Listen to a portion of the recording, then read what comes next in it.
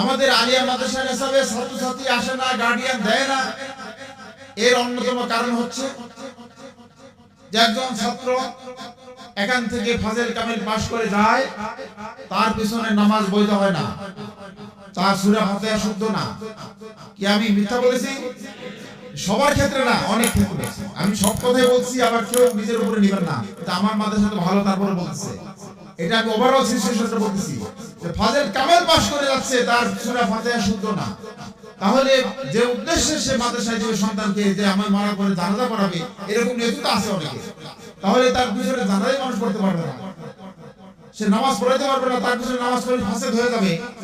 তাহলে কেন আপনাকে মাদ্রাসায় দিবে না দেয়া? এই জন্য নুরানিতে দেয়, কওমিতে দেয়। এটা একটা কারণ। মিড ডে মিল এবং উপবৃত্তি না থাকা সত্ত্বেও কওমি মাদ্রাসা এবং নুরানি মাদ্রাসার ছাত্রছাত্রীর অভাব নাই। আমি বললাম যে নুরানি মাদ্রাসা কি ফ্রি পড়ায়?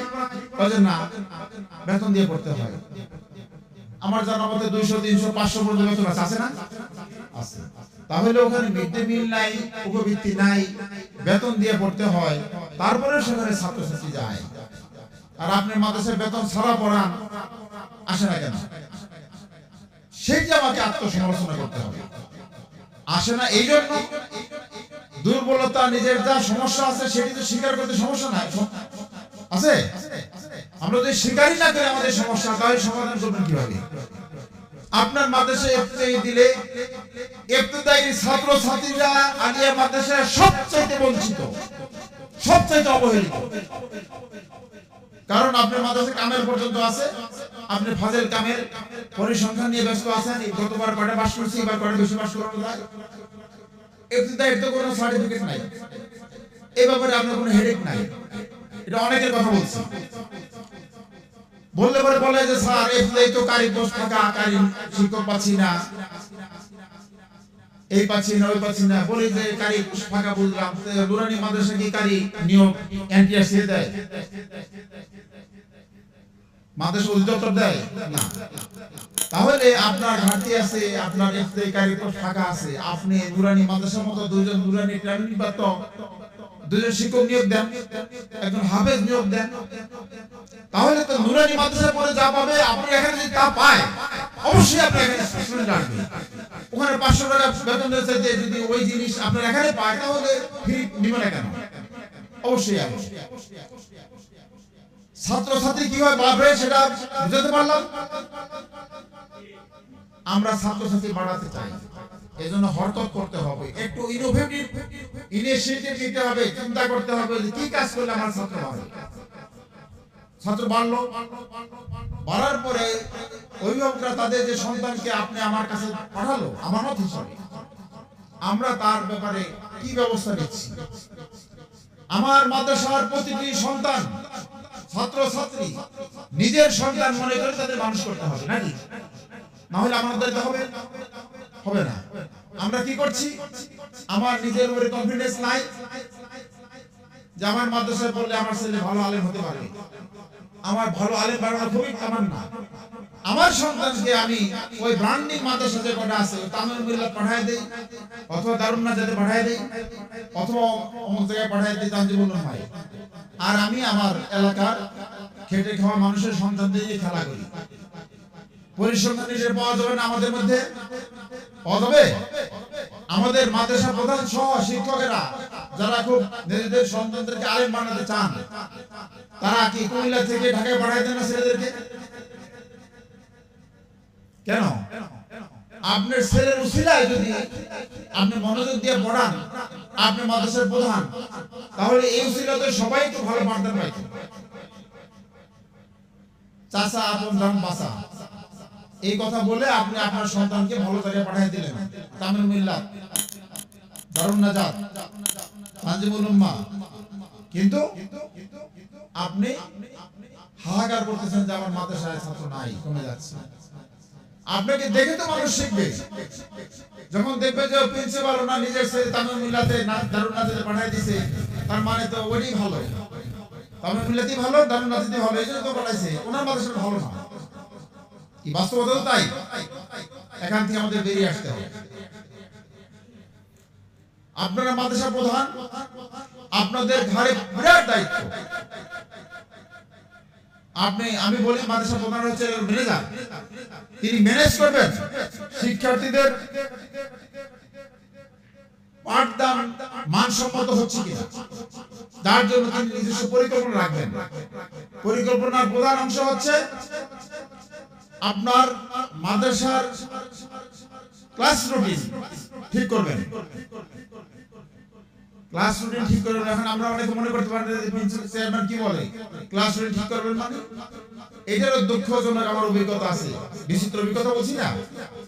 আমি বিভিন্ন মাদ্রাসায় যাই, যে সেটা বলি যে তিনটা জিনিস আমার সামনে আনেন। একটা হচ্ছে ক্লাস রুটিন, শিক্ষকদের হাজিরা খাতা, ছাত্রছাত্রীদের হাজিরা খাতা। কি ধরনের বিচিত্র অভিজ্ঞতা বলবো, আপনারা তো খারাপ জিনিস শুনে ওই দিকে যাবেন না। প্রিন্সিপালের রুমে বসে যখন বলি যে আপনার ক্লাস রুটিনটা আনেন, এই ক্লাস রুটিন আমার সামনে আনতে প্রিন্সিপালের আধা ঘন্টা লাগলো। উনি খুঁজে পাচ্ছেন না। অনেক খোঁজাখুঁজির পর একটা ক্লাস রুটিন নিয়ে আসলো, নেকড়া দিয়ে মুছতে মুছতে পরিষ্কার করে, আমরা চেয়ারম্যান হাতে দেওয়া লাগবে তো, মুছতে মুছতে নিয়ে আসলো, হাতে নিলাম। বাম পাশে বরাবর উপর থেকে নিচ পর্যন্ত টিচারদের নাম লেখা আছে, উপরে ছকে লেখা আছে প্রথম ঘন্টা, দ্বিতীয় ঘন্টা, তৃতীয় ঘন্টা, চতুর্থ ঘন্টা, বিরতি, পঞ্চম ঘন্টা, ষষ্ঠ ঘন্টা, সপ্তম ঘন্টা, অষ্টম ঘন্টা। কোথাও লেখা নাই যে এই রুটিনটি কবে থেকে কার্যকর, এবং নিচে প্রিন্সিপালের স্বাক্ষর নাই। তার চাইতে ভয়ঙ্কর বিষয় হলো প্রথম পিরিয়ড কয়টায় শুরু হবে সেই টাইম লেখা নাই, কখন শেষ হবে টাইম লেখা নাই, বিরতি কখন শুরু হবে শেষ হবে টাইম লেখা নাই। আমি বললাম যে আপনাদের কোনো টাইম লেখা নাই, ঘন্টা বাদক ঘন্টা দেয় কি দিতে, কয়তো ওর কাছে তালিকা দেওয়া আছে। যে টিচার ঘন্টা কিভাবে বোঝে যে আমার 3 ঘন্টা ক্লাস এখন শুরু হবে, যাই কয় তার কাছে তালিকা দেওয়া আছে। খুব ভালো কথা। তখন জিজ্ঞেস করলাম যে আপনার প্রথম ঘন্টা শুরু হয় কখন, বলে যে 9টায়। প্রথম ঘন্টা কয় মিনিটে, 45 মিনিট, দ্বিতীয় ঘন্টা 40 মিনিট, তৃতীয় ঘন্টা 35 মিনিট, মানে এইভাবে কমতেছে। আর বিরতি কতক্ষণ, 1 ঘন্টা। 1 ঘন্টা বিরতি তো কোনো অফিসে নাই আমাদের। আপনি 1 ঘন্টা কি করেন, জোহরের নামাজ পড়ে আর খাওয়া দাওয়া করেন। খুব ভালো কথা। আমি কিন্তু লিখতেছি ওই রুটিনের মধ্যে। 9টায় শুরু হলো, 9:45 প্রথম ঘন্টা শেষ হলো, 9:46 থেকে শুরু হলো, দ্বিতীয় ঘন্টা 40 মিনিটের কথা শেষ হলো। লিখতে লিখতে চতুর্থ ঘন্টা শেষ হওয়ার পরে দেখে সময় 11টা বাজে,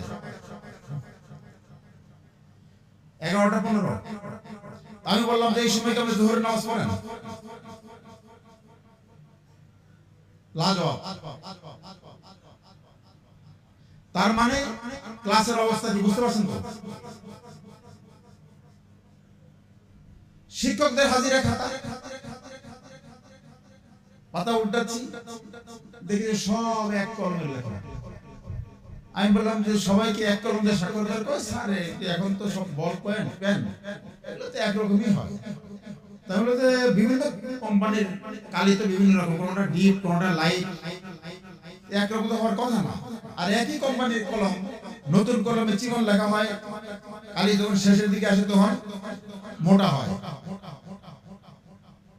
উল্টাইতে উল্টাইতে শেষ পৃষ্ঠা দেখলাম যখন একটা কলম পেয়ে গেলাম, ওটা মোটা সুতা দিয়ে বেঁধে রাখছে। আমি বললাম যে ছাগল বাইরে আছে কেন?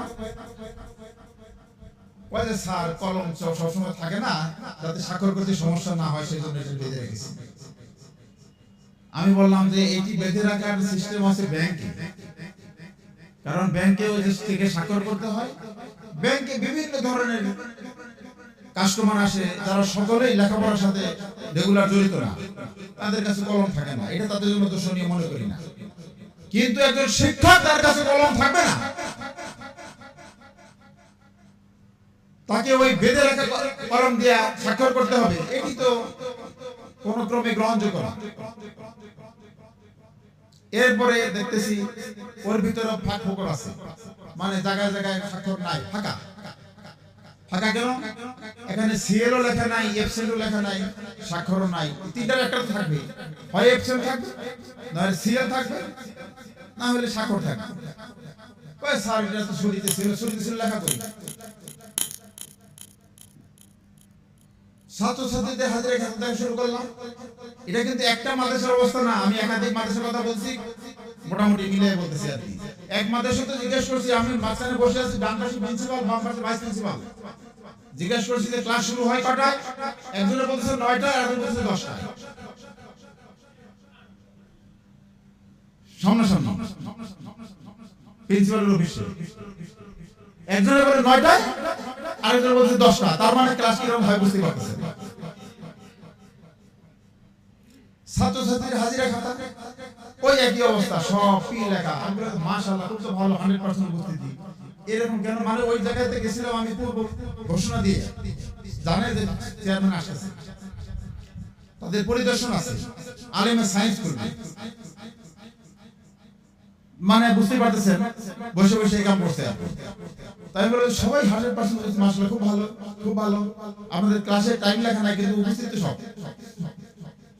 রুটিনে ক্লাস টাইম লেখা নাই, কিন্তু হাজিরা খাতায় সব পি এবং একই কলমের লেখা। তো উল্টাইতে মাশাআল্লাহ এক জায়গায় পেয়ে গেলাম, ওই পাতা উল্টে ঠিক করতে আর একসাথে 2 পাতা উল্টে ফেলছে বলে মাঝখানে আগের মতো রয়ে গেছে, সব ফোটা ফোটা। 40 জন মধ্যে 4 জন উপস্থিত আর সব ফোটা।